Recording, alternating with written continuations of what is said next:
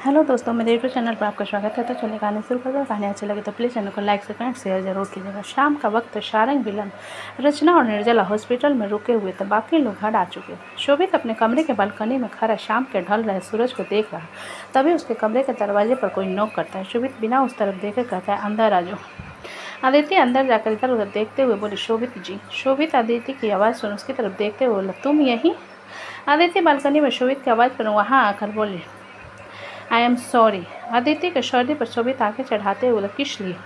अदिति छोटा सा पाउट बनाते हुए, मैंने सुबह आपसे बदतमीजी की, उसके लिए। मैं ऐसी नहीं हूँ, लेकिन मुझे डर लग रहा था इसलिए मैंने ऐसा कह दिया। जिसे सुनकर शोभित बालकनी में लगे श्रिंक पर बैठते हुए बोला, तुम मेरे साथ काफ़ी वक्त से हो, ठीक कहा ना? शोभित की बात पर अदिति अपनी उंगलियां गिनने लगती है, जिसे देखकर शोभित कहता, अदिति उंगली गिनना बंद करो।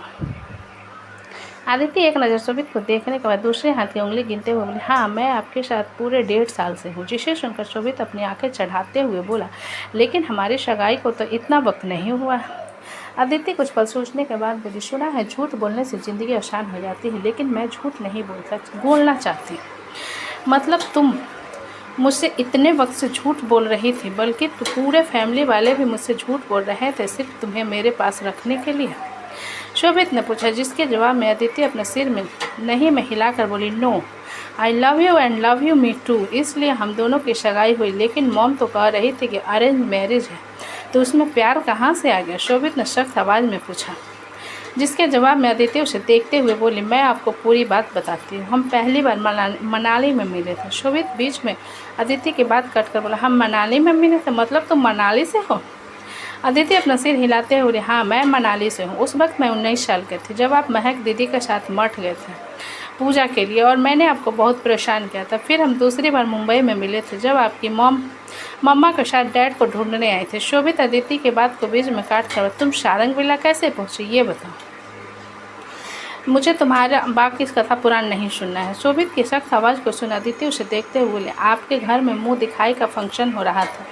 वैशाली दीदी आई हुई थे, इसलिए मेरे डैड आपकी फैक्ट्री में काम करते थे जहां उनकी मौत हो गई, और भैया ने मुझे पढ़ने के सारी जिम्मेदारी ली और आप मेरे गार्जियन बन गए। मैं यूनिवर्सिटी में एडमिशन लिया, वहाँ पर मेरे दोस्त बने वापी, और मैं आपको बहुत परेशान करते थे, और धीरे धीरे हम दोनों को एक दूसरे से प्यार हो गया। जब मॉम को इस बारे में पता चला तो उन्होंने बहुत गुस्सा किया, आपको थप्पड़ भी पड़ा, लेकिन आप नहीं माने और घर वाले ने उन्हें मना लिया। फिर हमारी सगाई हो गई। शोभित अदिति की पूरी बात सुनते हुए खड़ा होकर अपने कदम अदिति की तरफ बढ़ाकर बोला, और इस बीच हमारे बीच क्या क्या हुआ? अदिति शोभित को अपनी तरफ आता हुआ देखकर अपनी जगह पर खड़ी होकर करियर पर फोकस करने के लिए अप्रिशिएट किया। मेरी हॉबी थी बॉक्सिंग, और मैं हर रोज़ अपने प्रैक्टिस पर जाती थी। फिर मैं स्टेट लेवल के लिए मणिपुर गई, आप मेरे साथ थे मुझे चेयर अप करने के लिए, और आज मैं यहाँ हूँ। शोभित अदिति के सामने आ उसकी चुड्डी को अपनी उंगलियों से पकड़ उसका चेहरा ऊपर करते हुए बोला, मैंने तुम्हें किस किया है या उससे ज़्यादा हुआ है हमारे बीच? अदिति को अपने पूरे शरीर में गोशबम्प आता हुआ महसूस हो रहा था। वो शोभित के सीने पर हाथ रखते हुए बोली, आपका ऐसे सवाल करना मुझे अजीब लग रहा है। शोभित अदिति के हाथ को अपने हाथ में लेकर बोला, अदिति अगर हम फिजिकल हुए हैं तो बोलो, because you are my finance. Aditi की आंखों से आंसू की लकीर खींच जाती है, जिसे देखते हुए शोभित उसके हाथ पर अपनी पकड़ मजबूत करते हुए कहता है, इस तरीके से जवाब देती हो अपने सामने वाले को आंसू बहाकर? इसलिए मुझे ज़्यादा डाउट हो जाता है, क्योंकि मेरी चॉइस इतनी कमज़ोर नहीं होती। इतना कहकर शोभित अदिति के हाथ को झटक देता। अदिति नम आंखों से शोभित की तरफ देखते हुए बोली, शोभित जी मैं आपको गले लगाना चाहती हूँ, प्लीज़। शोभित अपना सिर नहीं में हिलाते हुए बोले, नो थैंक्स, कल से मैं ऑफिस ज्वाइन कर रहा हूँ और तुम अपने काम पर फोकस करो। अदिति अपना फ़ोन निकालकर शोभित को फ़ोटोज़ दिखाते हुए बोली, आप खुद देखिए हम फ़ोटोज़ में कितने खुश हैं। शोभित एक नज़र फ़ोटो पर डालने के बाद बोला, मैं कैमरे में कैद की गई तस्वीर अक्सर नकली खुशी को बयां करती है, तुम्हें कुछ चाहिए था क्या? अदिति अपने आंसू साफ करते हुए मोबाइल को जेब में रख कर बोली, हाँ मैं आपको बताना चाहती थी कि मैं वापी रिया दीदी के साथ क्लब जा रही हूँ। जिसे सुनकर शोभित अपनी आंखें चढ़ाते हुए बोला, तो पैसे चाहिए? अदिति अपना सिर हिलाते हुए बोली, मुझे आपका गोल्डन कार्ड चाहिए। जिसे सुनकर शोभित हैरानी से बोला, कैसी अजीब प्राणी हो तुम, इतनी बेशर्मी से पैसे मांग रही हो? अदिति आंखें टिमटिमाते हुए शोभित की तरफ देखकर बोली, मैं तो पहले भी ऐसे मांगती थी, कोई बुराई है क्या? शोभित अपनी आंखें छोटी करके बोला, और मैं तुम्हें पैसे दे देता था। अदिति अपना सिर नहीं में हिलाकर बोली, आपका गोल्डन कार्ड हमेशा मेरे पास होता था जब मैं कहीं बाहर जाती थी। शोभित अदिति की बात सुनकर बोला, और तुम जितना कमाती हो वो कहाँ है? आपके अकाउंट में है, मैंने सारे पैसे आपके अकाउंट में ट्रांसफ़र करवाए हैं, अदिति ने जवाब दिया। जिस पर शोभित और हैरान होते हुए बोला, तुम्हारे पास खुद का अकाउंट नहीं है क्या? लेकिन मैं उससे कुछ पैसे रखती हूँ कि बाकी सारे पैसे मैं आपके अकाउंट में ट्रांसफ़र करवाती हूँ, अदिति ने मासूमियत से जवाब दिया। जिसे सुनकर शोभित उसे देखते हुए बोला, मुझे यकीन नहीं है। अदिति हैरानी से शोभित की तरफ देखते हुए बोली, अरे मुझे कोड भी पता है आपके कार्ड का, और क्या चाहिए? शोभित अपना कार्ड अदिति को देते हुए बोला, ये लो और जाओ यहाँ से। अदिति शोभित की बात पर कार्ड लेकर उसे देखने लगती है तो शोभित कहता है, क्या और कुछ चाहिए? अदिति अपना सिर नहीं में हिलाकर वहाँ से जाने लगती है तो शोभित पीछे से कहता है, पीने की ज़रूरत नहीं है और ख्याल रखना और लोकेशन सेंड कर देना। अदिति महक अमूर का शोभित की तरफ देखकर जल्दी से उसके पास आकर उसे कसकर गले लगा लेती है और उसका गाल पर किस करते हुए कहती है, थैंक यू हूबी। इतना कहकर अदिति जल्दी से शोभित से दूर होकर कमरे से बाहर चली जाती है। अदिति का ऐसा करने पर शोभित सदमे में था। उसे अपने दिल की धड़कनें बढ़ती हुई महसूस हो रही थी, जिसे महसूस करते हुए खुद से बोला, उसका नज़दीक करना इफ़ेक्ट कर रहा है। क्या उस कह रही है वो सच है? क्या मैं इतना प्यार करता हूँ उससे? इतना सोचते हुए शोभित फिर से सूरज की तरफ देखता है जो कि रात में तब्दील हो चुकी थी, जिसे देखकर वो गहरी सांस भर अंदर की तरफ आ जाता है। इधर वर्षा बिस्तर पर बैठी हुई थी, तभी कमरे का दरवाज़ा बाहर से कोई खटखटाता है तो विकल्प जो कि वॉशरूम से बाहर आता है जाकर दरवाज़ा खोलता है तो सामने महक हाथों में सूप का बाउल पकड़े खड़ी हुई थी। महक अंदर जाकर वर्षा की तरफ देखते हुए बोली, अब आपकी तबीयत कैसी है? वर्षा महक की बात सुन अपना सिर हिलाते हुए बोली, मैं बिल्कुल ठीक हूँ। महक वर्षा की बात पर सूप वर्षा की तरफ बढ़ाते हुए बोली, इसे पी लीजिए, आपको अच्छा लगेगा। विकल्प महक के बात पर बोला, मैं उसे पिला दूंगी भाभी, आप अभी को देखिए, वो बहुत बदमाश हो गया है। विकल्प की बात पर महक अपना सिर हिलाते हुए बोली, कुछ भी होता है तो मुझे बुला लीजिए। विकल्प महक के बात पर अपना सिर हिला देता है तो महक कमरे से बाहर चली जाती है। उसके जाने के बाद विकल्प सूप खुद पीते हुए वर्षा की तरफ देखकर बोला, अब तुम मुझे बताओ कि तुम्हें कैसे पता चला कि सूप में कुछ गड़बड़ है? वर्षा विकल्प की बात सुनकर बोली, मैं वहाँ पर नीलिमा को देखा था। जिसे सुन विकल्प अपनी आंखें छोटी करके बोला, नीलिमा चाची तुमसे बड़ी है वो? जिस पर वर्षा उसे इग्नोर करते हुए बोली, जो मुझे रिस्पेक्ट नहीं देता वो मुझसे किसी भी तरीके की रिस्पेक्ट से उम्मीद नहीं करे तो बेहतर होगा। विकल्प सूप पीते हुए वर्षा से बोला, मतलब तो मुझे भी वही कहोगी क्योंकि मैं तो तुमसे छोटा हूँ? वर्षा तिरछी मुस्कान के साथ विकल्प के नज़दीक आकर बोली, नहीं स्वीटी, तुम मेरे हॉबी हो और जो तुम्हारा है वो मेरा है। इतना कहकर वर्षा उसके चेहरे को पकड़कर उसके होठों पर अपने होठ रखकर जो सूप विकल्प ने अपने मुंह में भरा था सारा शक कर लेती और उसे अलग होकर अपने होठों को साफ करते हुए कहती है, काफ़ी अच्छा था सूप। वर्षा के हरकत पर विकल्प की आंखें फटी की फटी रह जाती हैं। इधर मालाबार हिल्स में विप्लो, रिया, अदिति, फलक राघव के घर आए हुए थे क्योंकि अब उनकी दोस्ती आरती से भी गहरी हो चुकी थी। विप्लो जाकर राघव के घर को डोरबेल जोर जोर से बजाने लगता है, जिस पर आरती आकर दरवाज़ा खोलती है और उन लोगों को देख कर कहती है, इस वक्त तुम लोग यहाँ? विप्लो आरती को साइड करते हुए अंदर आते हुए बोला, राघव भैया।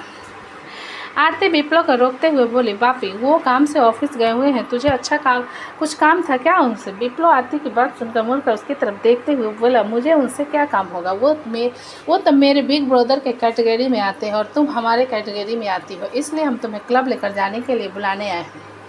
जिसे सुनकर आरती अपनी आंखें बड़ी बड़ी करके बोली, माना है मैं दिन में रेस्टोरेंट और मॉल तुम लोगों के साथ चली जाती, लेकिन इस वक्त क्लब मुझे वो जान से मार देंगे। आरती की बात पर फलक उसके हाथ को पकड़ते हुए बोली, अरे यार रोना बंद करो, चलो हम तुम्हें लेकर चल रहे हैं। जिसे सुनकर विप्लो रिया की तरफ देख कर बोली, मोटी पहले इसका लुक चेंज करना होगा वरना इस क्लब में एंट्री नहीं मिलेगी, ठीक है?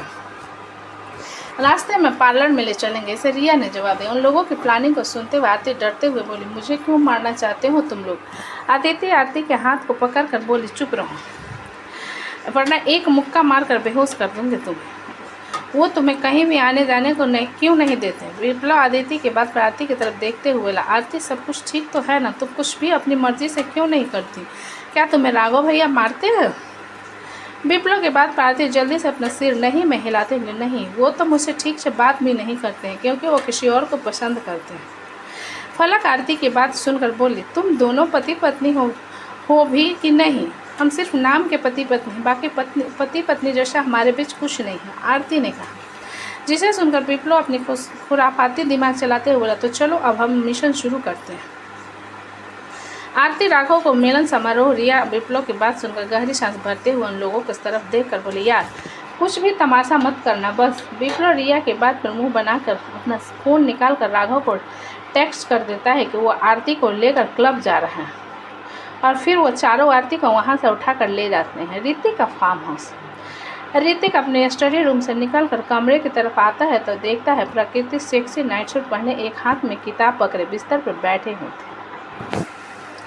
ऋतिक जो कि jump cut sleeveless polyester black slim fit vest और नीचे ब्लैक लोअर के साथ स्लीपर्स में था, प्रकृति की तरफ देखते हुए इतना संतोष कर किस आत्मा का इनविटेशन दे रही हूँ। प्रकृति ऋतिक की आवाज़ पर नजरें उठाकर उसकी तरफ देखती है तो उसके खुद के दिल की धड़कन बढ़ जाती है।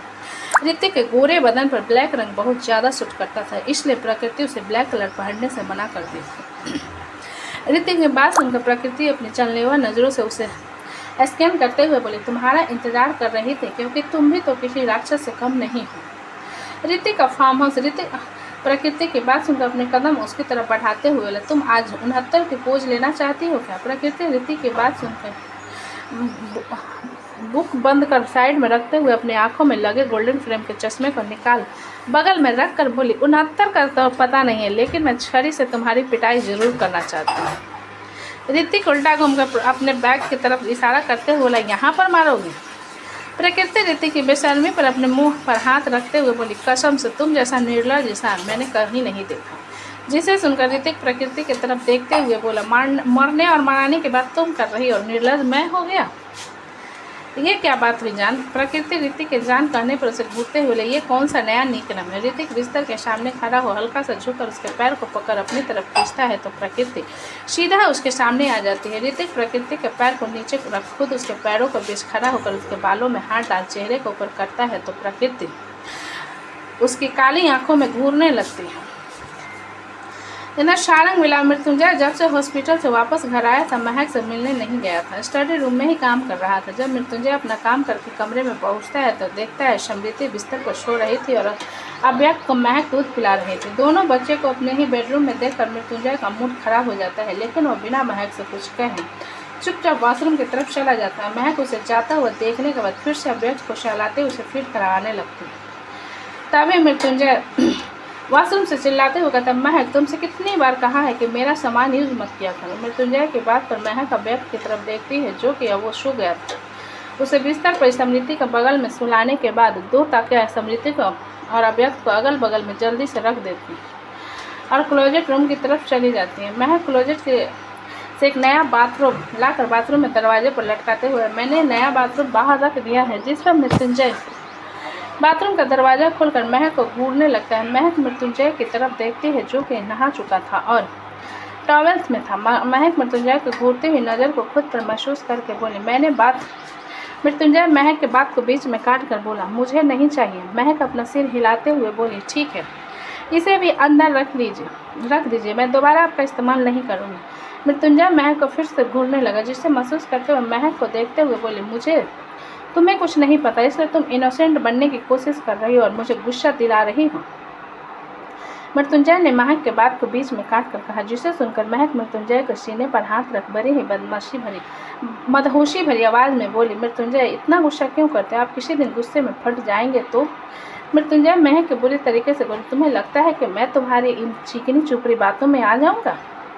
महक हल्का सा मृत्युंजय के पास आकर उसके कमर को पकड़ लेती है तो मृत्युंजय को अपना शरीर लूज होता हुआ महसूस होता है। महक मृत्युंजय को हल्का सा पुश करते हुए बाथरूम के अंदर ले जाती है और दरवाज़ा बंद कर देती है, जिसे देखकर मृत्युंजय महक से कहता है, क्या ये क्या कर रही है तुम? मैं शावर ले चुका हूँ। महक मुड़कर मृत्युंजय के सीने पर उंगली चलाते हुए बोले, आपने ही तो कहा था ना, हमेशा आप करते हो, इस बार मुझे करना हो। मृत्युंजय महक की बात पर सीधा खड़ा होते हुए बोला, चलो ठीक है, कैसे करोगे बताओ। महक हल्का सा मुस्कुरा कर मृत्युंजय के हाथ को पकड़ उसे उस बड़े से बाथटब के पास बने स्ट्रेचर पर बैठा देती और सामने बैठ जाती और मृत्युंजय को देखते हुए देखने लगती। मृत्युंजय महक की नज़र को खुद पर महसूस करके बोला, बस यहीं तक। महक कुछ सोच कर बोली, लेकिन आप तो मुझसे नाराज थे ना। मृत्युंजय स्ट्रेचर से कूद कर नीचे उतरते हुए, जा रहा हूँ मैं, मुझे पता था तुमसे कुछ नहीं होने वाला और जानबूझकर तुम समृद्धि को लेकर आई हो। मेरा औलाद कम है कबाब में हड्डी की तरह जो एक और उठा कर ले आई हो। मैं हैरानी से मृत्युंजय की तरफ देखते हुए बोली, मृत्युंजय आप कैसी बातें कर रहे हैं? आप समृद्धि से इतना प्यार करते हैं और आपको कबाब में हड्डी लग रही है? वो मृत्युंजय बाथरूम का दरवाजा खोलकर महक को घूरते हुए बोला, हर बार मान जाता हूँ, इसलिए तुम नाटक समझ रही हो ना, इस बार मानूंगा ही नहीं। इतना कहकर मृत्युंजय बाथरूम से निकल कर क्लोजेट रूम की तरफ चला जाता है। महक उसे जाता हुआ देखकर एक आह भरते हुए बिस्तर पर आ जाते हैं। कुछ देर बाद मृत्युंजय टी शर्ट और लोअर में बाहर आता है और एक डिम लाइट ऑन करके बाकी लाइट्स ऑफ कर समृद्धि के बगल में लेट जाता है। महक मृत्युंजय की तरफ देखती है जो कि आंखें बंद करे समृद्धि को हल्का सा होल्ड करे सो चुका था। महक हल्का सा मुस्कुराकर अपनी आंखें बंद कर लेती है। तो दोस्तों कहानी कैसी लगी मुझे कमेंट में लिखें। अच्छे लगे तो प्लीज़ चैनल को लाइक करें, सब्सक्राइब करें और ज़्यादा से ज़्यादा शेयर करें। कहानी को पूरा सुनने के लिए धन्यवाद। हेलो दोस्तों, मेरे यूट्यूब चैनल पर आपका स्वागत है। तो चलिए कहानी शुरू करते हैं। कहानी अच्छी लगे तो प्लीज़ चैनल को लाइक कमेंट शेयर करें। इधर वैशाली अमृत के आने का इंतजार कर रही थी जब कमरे का दरवाज़ा खुला और वो अंदर आ गया। अमृत वैशाली को जागता हुआ देख थोड़ा हैरान होकर बोला, तुम अभी तक सोई नहीं? फिर इधर उधर देखते हुए, और समृद्धि कहाँ है? वैशाली अमृत की बात सुने से देखते हुए बोली, दीदी के पास है। क्यों? अमृत ने कन्फ्यूज होकर, जिसके जवाब में वैशाली अपने कदम अमृत की तरफ बढ़ाते हुए बोली, काहे कि आज हमको रोमांस करने का मन कर रहा है, इसलिए हमने समृद्धि को दीदी के कमरे में ट्रांसफ़र कर दिया है। अमृत वैशाली की बात पर हैरान होते हुए बोला, तुम पागल हो? हम दोनों के रोमांस के चक्कर में तुमने उन दोनों के रोमांस की ऐसी की तैसी कर दी। वैशाली अमृत के पास आकर उसके हाथ को पकड़कर अपने साड़ी के बीच दिख रहे नग्न कमर पर रखते हुए बोली, का सच में हमने उनकी रोमांस खराब कर दी अपने चक्कर में? तो का हमको समृद्धि को लेने जाना चाहिए? हम जाएं? ये कहते हुए वैशाली अमृत के हाथ को अपने कमर से हटा देती है, जिसे देखकर अमृत उसके कमर पर हाथ रखते हुए कहता है, नहीं, अब हमने उनके रोमांस को खराब कर दिया तो हमारे बनते हुए रोमांस को क्यों खराब करें? वैशाली मुस्कुराते हुए अमृत की तरफ देखकर बोली, तो साथ में नहाने से शुरू करें? अमृत वैशाली की बात पर उसके कान के पीछे करते हुए बोला, वैशाली ऐसा मत देखो मुझे। वैशाली अमृत की बात पर उसके हाथ को पकड़ उसे लेकर बाथरूम की तरफ आ जाती है। अमृत उसके पीछे आते हुए बाथटब की तरफ देखता है जो कि ठंडे पानी से भरा हुआ था, जिसे देखते हुए अमृत दरवाजे पर ही रुक कर बोला, वैशाली हम रोमांस करेंगे या तो मुझे टॉर्चर करना चाहती है? वैशाली अमृत के हाथ को पकड़ कर बोली, चलो नहीं प्लीज़, ये बहुत ठंडा है। अमृत ने पैर पीछे लेते हुए कहा, जिसे देखकर वैशाली उसके हाथ पर अपनी पकड़ मजबूत करते हुए बोली, अगर हम ठंडे हो गए ना तो गर्म नहीं कर पाओगे हमको। वैशाली के सर्द आवाज़ को सुनकर अमृत गहरी सांस भरकर अंदर आता है तो वैशाली एक एक करके उसके कपड़े उतारने लगते हैं। अमृत को वैशाली के जीवन में हमेशा मदहोश करती थी। वैशाली अमृत के बॉक्सर को छोड़कर सारे कपड़े उतारने के बाद उसके बाथटब की तरफ इशारा करते हुए बोला, उतरो।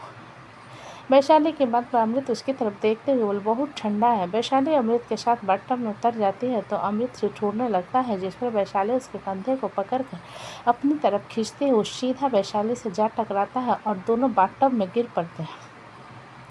अमृत जल्दी से ऊपर जाकर वैशाली को पानी से बाहर निकालता है तो वैशाली का चेहरा बुरी तरीके से लाल हो गया था और उसकी सफ़ेद साड़ी उसके शरीर से चिपकी हुई थी, जो कि बहुत ज़्यादा सेक्सी लग रही थी। अमृत टकटकी लगाकर उसके फिगर को देखने लगता है। वैशाली मुस्कुराते हुए अमृत की तरफ देखती है तो अमृत सोच में पड़ जाता है, जिस पर वैशाली अपने साड़ी को उतारते हुए नीचे फेंक देती है और पीठ अमृत की तरफ करके कहती है, हुक। अमृत कांपते हुए वैशाली से ब्लाउज की हुक खोलता है तो वैशाली उसे भी निकाल कर फेंक देती है और अमृत की तरफ मुड़ कर उसे नज़दीक आती है तो अमृत उसे देखने लगता है। वैशाली के होठों पर अभी भी मुस्कान थी। वैशाली के होठों की मुस्कान को देखते हुए अमृत खुद से बोला, उफ, कातिल अदाओं की टोपी, फिर आना और तुम्हारा यूं बार मुस्कुराना, कुछ तो गड़बड़ है जान।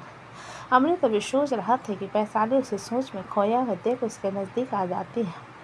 अमृत जो कि बाथटब में फंसा हुआ था वो वैशाली की तरफ देखता है तो वैशाली उसके ऊपर हल्का सा झुकती है तो वैशाली के सीने अमृत के सीने पर टच होने लगते। क्या हुआ अमृत? वैशाली ने अपनी मदहोश पर आवाज़ में, मदहोश भरी आवाज़ में अमृत के कान के पास आकर कहा, जिसे सुनकर अमृत को अब पक्का यकीन हो गया था कुछ तो गड़बड़ है, इसलिए थोड़ा हकलाते हुए बोले, यही जब तुम इस तरीके से बात करती हो तो कुछ न कुछ उत्पात मचाती हो। मैंने देखा है हर बार अपनी बात मनवाती हो, अगर इस बार नहीं, मैं बाहर जा रहा हूँ, मुझे नहीं करना रोमांस। इतना कहकर अमृत उठने लगता है, जिसे देख वैशाली हल्की चौंक कर बोली, कहाँ जा रहे हो? ये कहते हुए उससे कमर्स को पकड़ लेती है। उसने अमृत को टाइटल हक किया था, जिसे महसूस करते हुए अमृत वैशाली से खुद को छुड़ाते हुए, मैं तुम्हारे जाल में नहीं फंसने वाला। जिसे सुनकर वैशाली शरारत भरी मुस्कान के साथ उससे दूर होकर उसके सामने खड़ी हो उसके चेहरे को पकड़ते हुए बोली, बुद्धू कहीं कि मैं बुद्धू नहीं हूँ, तुम बुद्धू हो, लेकिन मुझे बनाने की कोशिश कर रही हो। अमृत ने खुद को संभालते हुए कहा, जिसे देख वैशाली उसकी ओर बढ़ने लगी। जिसे देख अमृत सलाइवा निगलते हुए पीछे होते हुए, देखो ये गलत है। क्या गलत है? वैशाली ने मदहोशी भरी आवाज़ में कहा।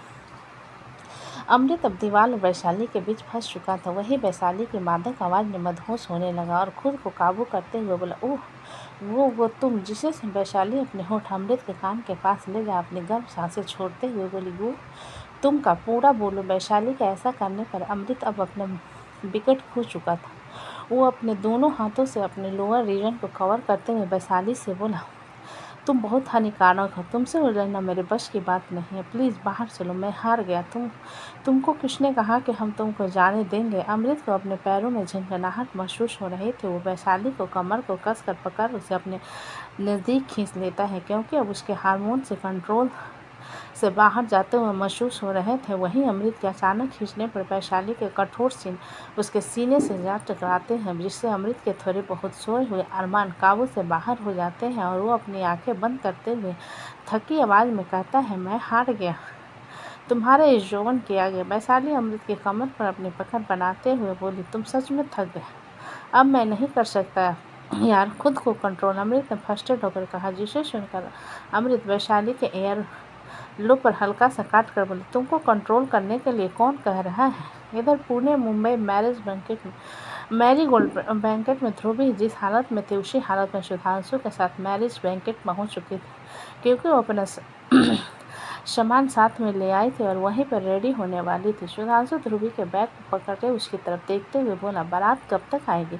ध्रुवी सुधांशु के हाथ से अपना बैग लेकर बोली, तुम चाहो तो मेरी मदद कर सकते हो, बाकी बारात को आने में 3 घंटे बाकी है, अभी तो सिर्फ 9 बजे हैं। सुधांशु ध्रुवी के बाद मुंह बनाते हुए बोले, इसलिए मैं शादी का फंक्शन अटेंड नहीं करता, तुम अच्छी लग रही हो और रेडी होने की क्या ज़रूरत है? ध्रुवी जो कि सिंपल कुर्ती पटियाला के साथ बिखरे उसके बाल, उसने मेकअप बिल्कुल नहीं किया था, अपनी आंखों में लगे सिल्वर फ्रेम के चश्मे के नुकाल सुधांशु को देखते हुए बोली, जब मेरा फ्रेंड स्टेज पर जाकर फ़ोटो क्लिक करेगा तब मैं ऐसे रहूँगी और तुम यहाँ पर सज संवर कर रेडी हो? जिसे सुनकर सुधांशु अपने गर्दन हिलाते हुए, ओके गुस्सा होना बंद कर जाओ, रेडी हो जाओ। ध्रुवी अपने फ़ोन को निकाल मैसेज करने के बाद बोली, मैंने तुम्हें लोकेशन सेंड कर दिया है, अगर हाँ डर लगे तो आ जाना, वरना मेरे प्यारे बच्चे को कोई खो गया तो। इतना कहकर ध्रुवी मुस्कुराते हुए अपने लिए बुक करे कमरे की तरफ चली जाती है। सुधांशु से जाता हुआ देखकर हल्का सा मुस्कुरा बैंकेट हॉल को घूमने लगता है। सुधांशु घूमते हुए गार्डन में पहुंचता है, जहां पर कैटरिंग का काम एक साइड हुआ था और एक तरफ बड़ा सा इंडियन ट्रेडिशनल लुक में मंडप रेडी किया गया था, जहाँ पर कुछ फ्लावर्स के काम अभी भी चल रहे थे। सुधांशु मंडप की तरफ देखकर मुस्कुराने लगता है तो पीछे से उसे एक जानी पहचानी आवाज़ सुनाई देती है, जहाँ कोई सुधांशु से बोला, एक बार फिर तुमसे मुलाकात हो गई। उस आवाज़ को सुनकर सुधांशु सिर घुमाकर देखता है, जहाँ पर अथर्व राजन वाइट टैक्सीडो में बड़ा ही हैंडसम लग रहा था और उसके हाथ में वाइन की गिलास थी। अथर्व सुधांशु की नज़र खुद पर महसूस कर उसे ऊपर से लेकर नीचे तक देखते हुए बोला, वैसे तुम्हारे लुक्स काफ़ी चेंज हो गए हैं। अमीर गर्लफ्रेंड पाने के कारण है या फिर उसका स्टेटस मैच करने के लिए? सुधांशु अथर्व की बात पर हल्का सा मुस्कुरा कर बोला, क्या कर सकते हैं, मैं तो हूँ ही गोल्ड डिगर। अगर अमीर लड़की मुझ पर फिदा हो जाती है तो संभल कर रहना, कहीं तुम्हारी बीवी मुझ पर हो गई तो मैं संभाल नहीं पाऊंगा दो को एक साथ। सुधांशु के एटीट्यूड वाली टोंट को सुन अथर्व अपने दांत पीस कर बोला, इतना घमंड क्यों, सिर्फ अपने लुक्स के लिए?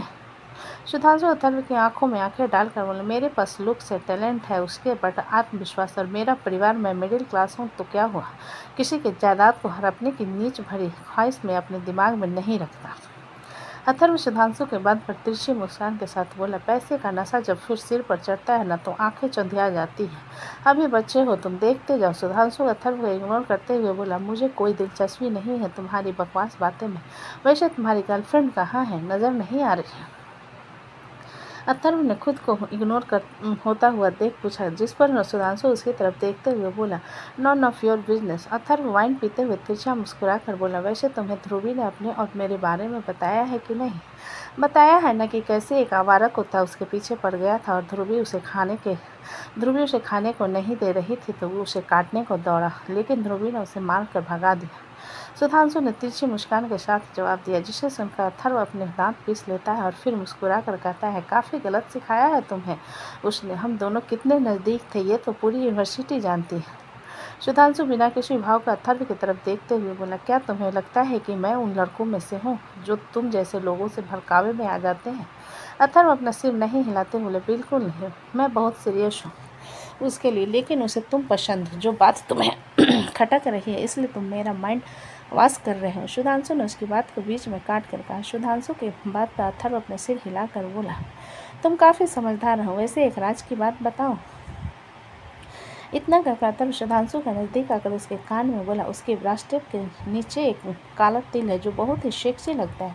सुधांशु को मुट्ठी कस जाती है और वो उसके हाथ से वाइन ले लेता है तो अथर्व मुस्कुराते हुए उसकी तरफ देख कर कहता है, बुरा मत मानो लेकिन ध्रुवी बहुत सेक्सी है। सुधांशु वाइन के गिलास को हिलाते हुए बोला, मुझे पता है, इसलिए तुम जैसे कुत्ते लड़की को नोचने के लिए हमेशा रास्ते पर बैठे रहते हो। अथर्व सुधांशु का बात सुनकर गुस्से से बोला, यू ब्लॉडी। सुधांशु बीच में ही अपने हाथ से पकड़े वाइन को उसके मुंह में फेंक देता है और एक जोरदार घुसा उसके ऊपर मारता है तो अथर्व 2 कदम पीछे हो जाता है और सुधांशु को गुस्से में देख कर उसे करने के लिए आगे बढ़ता है तो सुधांशु उस गिलास को वहाँ पर रखे टेबल पर मारकर टूटे हुए गिलास को से अथर्व के गले पर रखते हुए कहता है, मार फिर तू देख। अथर्व रुक जाता है। उसका गाल पूरी तरीके से लाल हो गया था और उसके कपड़े में वाइन गिरा हुआ था, बाल भी बिखर चुके थे और गुस्से में सुधांशु को घूर रहा था। कुछ सिक्योरिटी गार्ड्स वहाँ पर आ जाते हैं, जिन्हें देखकर सुधांशु ग्लास को डस्टबिन में फेंकते हुए मुस्कुरा कर कहता है, हम झगड़ा नहीं हो रहे थे, काफ़ी वक्त मुलाकात हुई, इसलिए बस हेलो कह रहे थे एक दूसरे को। सुधांशु के बात पर गार्ड्स अजीब नज़रों से उसकी तरफ देखने लगे, जिसे देखकर सुधांशु ने अथर्व की तरफ इशारा करते हुए बोले, आपको मेरी बात पर यकीन न हो तो मिस्टर राजन से पूछ लीजिए। अथर्व एम्ब्रासिस से बचने के लिए नकली मुस्कान के साथ गार्ड की तरफ देखकर बोला, सुधांशु सही कह रहा है, हम झगड़ा नहीं हो रहे थे, आप लोग जाकर अपना काम कीजिए। सिक्योरिटी गार्ड अथर्व और सुधांशु की बात पर वहाँ से चले जाते हैं। उसके जाने के बाद सुधांशु अपने पॉकेट से रुमाल निकाल अपने हाथ को साफ करते हुए अथर्व की तरफ देख कर कहता है, उसके लिए इतना पागल हूँ मैं कि चांद से भी जलन होती है। जब रात के अंधेरे में रोशनी बिखेर कर उसे तारता है फिर भी तो क्या चीज़ है, दूर रहना उसे, वरना मैं धमकी देना पसंद नहीं करता। इतना कहकर सुधांशु उसे ऊपर से लेकर नीचे तक घूरते हुए गार्डन से सीधा ध्रुवी के कमरे की तरफ कदम बढ़ा देता। अथर्व अपनी मुट्ठी मजबूती से बंद कर एक लात जमीन पर मारकर गुस्से में दूसरी तरफ चला जाता है। इधर सुधांशु मोबाइल में लोकेशन देखते हुए ध्रुवी के कमरे के बाहर पहुंचता है और दरवाज़ा खोलकर अंदर आ जाता है, जहां ध्रुवी अपने बालों को साइड करे अपने लहंगे के ब्लाउज को डोरी को बांध रही थी और नीचे उसने लहंगा पहन रखा था। सुधांशु पीछे से ध्रुवी के पास जाकर उसकी ब्लाउज की डोरी को बांधने के लिए पकड़ता है तो ध्रुवी एकदम से घबरा जाती है, जिस पर सुधांशु उसके कमर पर हाथ रखते हुए कहता है, डरो मत, मदद कर रहा हूँ। सुधांशु के हाथ को अपने कमर पर महसूस कर ध्रुवी की सांस तेज हो जाती, उसे अपने शरीर में रोंगटे खड़े हुए महसूस हो रहे थे।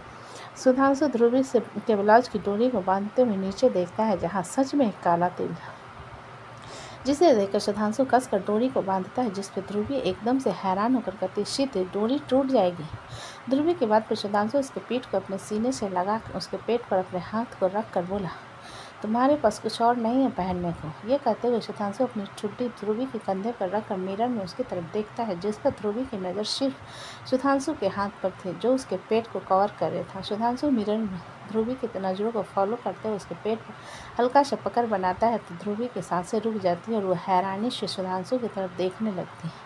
वहीं सुधांशु ध्रुवी के गले पर अपनी गर्म सांसों को छोड़ते हुए मिरर में उसके अक्ष को देखते हुए बोला, मैंने पूछा, क्या कुछ और नहीं है तुम्हारे पास पहनने के लिए? ध्रुवी अपनी मुट्ठी में लहंगे भरते हुए बोली, और मैं एक और लहंगा लेकर आई हूँ। सुधांशु ध्रुवी से अलग होकर उसके बैग की तरफ देखते हुए बोला, उसे पहनो। ध्रुवी घूमकर सुधांशु को देखते हुए, इनमें क्या खराबी है? सुधांशु कुछ पर चुप रहकर बोला, तुम्हारे पीठ पर तिल है। ध्रुवी थोड़ी हैरान होकर बोली, क्या सच में? मुझे पता नहीं था। सुधांशु के बाद फिर बोला, मतलब? ध्रुवी अपने बैग से दूसरा लहंगा निकालते हुए बोले, of course I am a human not a with. जो सिर निकल कर मेरे शरीर में है क्या है ये देखूंगी, और मेरा सिर तो ज़्यादा घूमता भी नहीं। ये कहते हुए ध्रुवी उस soft white and black foreign jacket lehenga set को सुधांशु के सामने रखते हुए, ये कैसा है? सुधांशु अपना सिर हिलाकर, अच्छा है, इसे पहनो। ध्रुवी अपना सिर हिलाते हुए बाथरूम की तरफ जाने लगती है, जिस पर सुधांशु दूसरी तरफ पलट कर कहता है, ध्रुवी तुम्हारे फ़ोन का पासवर्ड क्या है? तो दोस्तों, कहानी कैसी लगी मुझे कमेंट में लिखें। अच्छी लगी तो प्लीज़ चैनल को लाइक करें, सब्सक्राइब करें और ज़्यादा से ज़्यादा शेयर करें। कहानी को पूरा सुनने के लिए धन्यवाद।